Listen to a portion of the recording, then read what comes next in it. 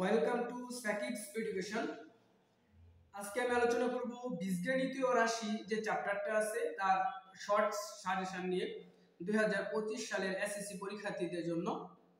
তোমরা ইতিমধ্যে অবগত আছো যে আমি তোমাদের প্রথম এবং দ্বিতীয় চ্যাপ্টারের শর্ট সাজেশন করে দিছি। তারই ধারাবাহিকতায় আজকে আমরা দেখব তৃতীয় চ্যাপ্টারের শর্ট সাজেশনটা। যে আমি তোমাদের এই বীজগণিতীয় রাশির জন্য 10টা সৃজনশীল প্লাস 20টা অবজেক্টিভ সাজেস্ট করছি। হুবহু যে এখান থেকে আসবে তা কিন্তু না, কিন্তু কেউ যদি এই 10টা সৃজনশীল প্লাস 20টা অবজেক্টিভ ভালো করে বুঝিয়ে করতে পারে, আমার বিশ্বাস এই অধ্যায় থেকে যত ধরনের সৃজনশীল প্লাস যত ধরনের অবজেক্টিভ করবে সে সমাধান করতে পারবে ইনশাআল্লাহ। তাছাড়া তোমাদের কিন্তু 2 বছর প্লাস পড়া হয়ে গেছে, তারপরে তোমরা নিজেদেরকে যাচাই করার জন্য কিন্তু তোমরা এই 10টা সৃজনশীল প্লাস এই 20টা অবজেক্টিভ দেখতে পারো। তা আমরা দেখি প্রথম পেজে তোমাদের জন্য আমি 4টা সৃজনশীল রাখছি, তোমরা দেখতে পারতেছো। তোমরা স্ক্রিনশট দিয়ে রেখে তারপরে সমাধান করার চেষ্টা করবে। আর যদি কোনো ম্যাথে সমাধান বেজে যাও বা সমাধান করছো তারপরে তোমারটা হয়েছে কিনা তুমি যদি দেখতে চাও, তাহলে দেখো সাইড দিয়ে আমি আনসার কিন্তু লিখে রাখছি যে চট্টগ্রাম বোর্ড 2022, ময়মনসিংহ বোর্ড 2020, চট্টগ্রাম 19, তারপরে যশোর বোর্ড, বরিশাল বোর্ড 19 এর সমন্বয়ে যে সৃজনশীল, অর্থাৎ সাইড দিয়ে কিন্তু আমি লিখে রাখছি কোন বোর্ডের অনুকূলে প্রশ্নটা করা। তোমরা প্রয়োজনে ওখান থেকে দেখে নিতে পারো।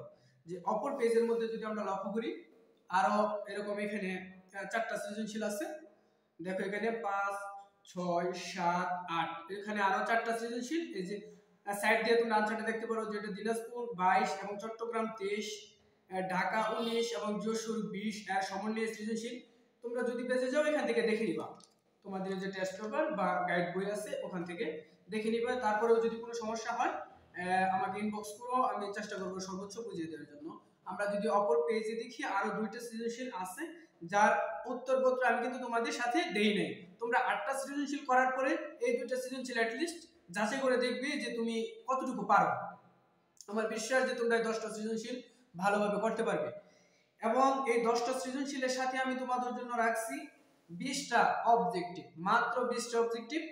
তোমরা যদি একটু লক্ষ্য করো যে এই প্রথম পেজে দেখতে পাচ্ছ যে 1, 2, 3, 4, 5, 6, 7, 8, 8টা অবজেক্টিভ আছে।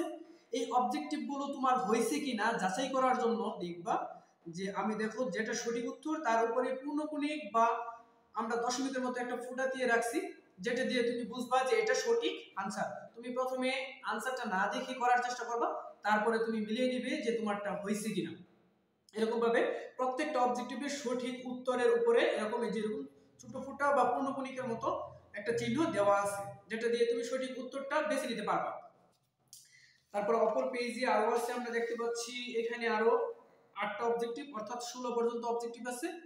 16টা অবজেক্টিভ আমি তোমাদেরকে প্রথমেই বলছি স্ক্রিনশট দিয়ে রেখে তারপরে তোমরা সমাধান করার চেষ্টা করবা। আরো 4টা অবজেক্টিভ বাকি আছে, যে এখানে পেজে আমি 4টা অবজেক্টিভ করে রাখছি তোমাদের জন্য, যে 17, 18, 19, 20। এই 20 পর্যন্ত অবজেক্টিভ তোমরা নিজের মতো করে বুঝে করার চেষ্টা করবা। এবং কোন অবজেক্টিভে যদি সমাধান না বুঝো আমাকে ইনবক্স করবা, আমি সর্বোচ্চ চেষ্টা করব তোমাদেরকে বুঝিয়ে দেওয়ার জন্য। এরকম ভাবে আমি প্রত্যেকটা চ্যাপ্টারের শর্ট সাজেশন করে দেওয়ার তোমাদের চেষ্টা করতেছি। আমি আশা করি তোমরা প্রত্যেকে নিজেকে যাচাই করার জন্য হলেও এই শর্ট সাজেশনটা ফলো করার চেষ্টা করবা। ইনশাআল্লাহ এ থেকে ভালো কিছু আশা করা যাচ্ছে বা ভালো কিছু পাইবা ইনশাআল্লাহ।